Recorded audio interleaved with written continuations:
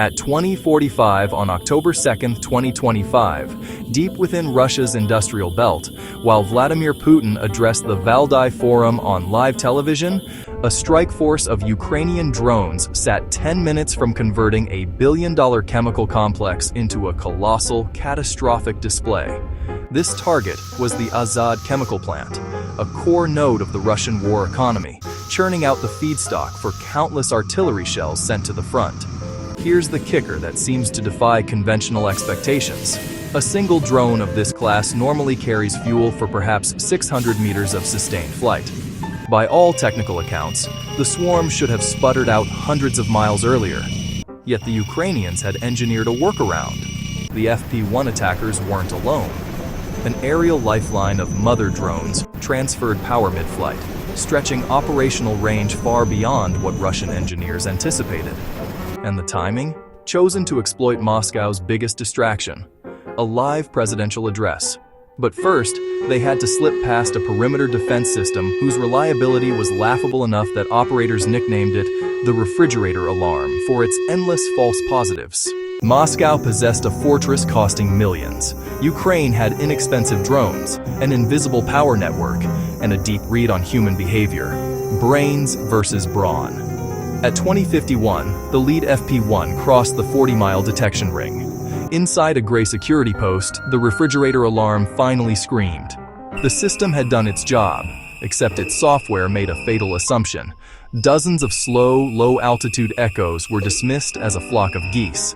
That design flaw was the Ukrainians' leverage. The radar's clutter rejection logic was tuned for supersonic threats, not swarms skimming at 200 feet. As the Russian system wavered, the lead drone detonated a cloud of microflares, conjuring a phantom radar target the size of an airliner. While the radar scrambled to process the fake, the rest of the swarm dove into the Ural foothills, using terrain masking and the curvature of the Earth to hide. Their onboard AI recalculated formation routing in milliseconds, faster than any board operator could finish a sip of coffee. Left, right, slip through, the perimeter was breached, clean breakthrough. But that success awakened the next layer of defense, a non-radar, brute-force electromagnetic countermeasure. At 20:53, an operator's scope dissolved into white noise. A Russian TK-25E EW pod had powered up, blasting electromagnetic energy so intense it could ruin consumer electronics at a distance. GPS vanished, command links died. For any ordinary long-range drone, that would be the end. Except the Ukrainians had anticipated the jamming. The attackers' onboard AI switched into ghost navigation. Ignoring external signals, the drones compared live imagery to stored satellite maps and used terrain matching to continue. It's the equivalent of jamming a driver's radio while he reads a paper map. But the Ukrainians didn't only weather the EW. They planned a sacrificial beat. One drone peeled off, climbed to 500 FT, and detonated early. That controlled explosion generated an electromagnetic pulse that overloaded the Russian EW processor and forced a reboot. In the brief chaos, the first mother drone of the Ghost Relay, launched hours earlier from a disguised van near Kursk, rose and beamed a focused RF slice across 15 miles to recharge the lead FP-1. The attacker's battery, dangerously low, spiked back up. The connection to the operators winked alive. They'd pierced the electronic wall. Of course, the sacrificial blast produced physical signs. Ground patrols saw the flash. At 20:55, tracer fire streaked into the sky, and a mobile SAM launcher was hurriedly readied. Raw firepower seemed poised to swallow cheap tech, but human reaction time is a liability. A commander distracted by the president's address likely had his team scrambling. It takes a SAM crew roughly 10 seconds to acquire, lock, and prepare to fire. Ukraine's entire plan hinged on that gap. As the SAM sought lock, the swarm performed its final deception. One drone peeled upward to glitter on radar as a deliberate decoy while the real attackers flattened out and screamed low toward the plant, weaving through gunfire. Their AI flight controllers executed micro-corrections every 50 milliseconds, literally adjusting faster than incoming rounds. Meanwhile, a second mother drone, loitering some 60 miles away and disguised to ground radar as a weather balloon, delivered another pulse, topping up energy reserves for the final dash. The SAM had been fooled. Ground teams were shooting at nothing. The main swarm now raced at treetop height. Pipes and tanks came into view, but inside the plant itself, an alarm began to sound. At 2057, the Russian command finally twigged. Their drones, jammers, and missiles had failed to stop the attackers. Someone deduced there must be an external power source replenishing the swarm. A distant wide-area radar picked up a faint intermittent contact, one of the Furia mother drones loitering high aloft.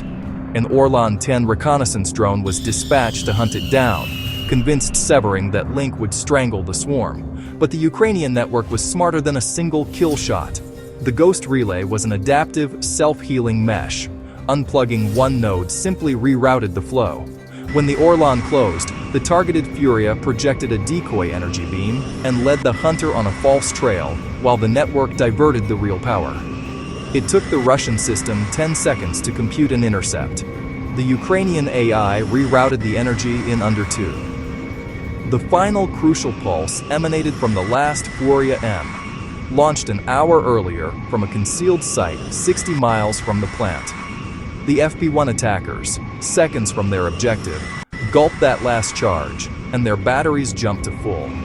The lifeline held. All that remained between the drones and the plant were the factory's emergency chemical safety measures. At 2058, the battle shifted from electromagnetic to elemental. Plant personnel slammed emergency shutdown buttons. Large steel valves began to grind closed. Foam-based chemical suppression systems activated, blanketing pipe junctions in thick white foam. On paper, this was the last line of defense, a wall of steel and engineered retardants meant to prevent catastrophe. But Ukrainian planners had already mapped every pipeline using thermal imagery and timed the valve closures. They knew it took roughly 20 seconds for those heavy doors to seal. 20 seconds. Enough for a single guided strike to find the scene.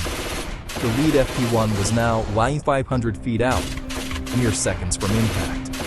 Chemical foam is no match for a shaped charge jet moving at hypervelocity. The physics were unforgiving. Guided by the final Furia pulse, the FP1's AI made minute corrections and ignored every distraction: foam, tracer fire, human shouts. Its objective was a single, flawed weld on the main ammonia conduit, a microscopic imperfection that Ukrainian analysts had spotted from high-resolution space imagery. On the ground, a lone guard pumped an AK-74 into the night, noise and defiance, but ineffective. The factory was massive and slow to respond. The drone needed only a 50-millisecond tweak. At 2059, the FP1 struck. The shaped charge detonated, invoking the Monroe effect. A molten copper jet formed and pierced the 0.6-inch steel pipe like a needle. Superheated ammonia flashed, and a secondary rupture blew the pipeline inside out. The result was not merely an explosion, it was the instant destruction of a critical industrial node. Kremlin briefings would later offer denials. A technical fault, a refrigerator malfunction, anything but an existential blow to supply lines. But the blaze was more than a headline. It consumed the feedstock for much of Russia's artillery production. The Azad plant's output, ammonium-based material measured in millions of tons not meant for fields but for munitions, was now largely gone or offline. Ukraine had struck the circulatory core that pumped explosive components to the front. The operational effect was stark. Without ammonia, explosive manufacture grinds to a halt. Without explosives, artillery becomes impotent for lack of propellant and filler. The logistical chain back from the front would feel that echo for hundreds of miles. And the fallout wasn't only physical. As Putin spoke of resilience on televised waves, a column of fire rose over the Urals, and locals streamed footage across Telegram. The myth of a secure industrial hinterland shattered in real time.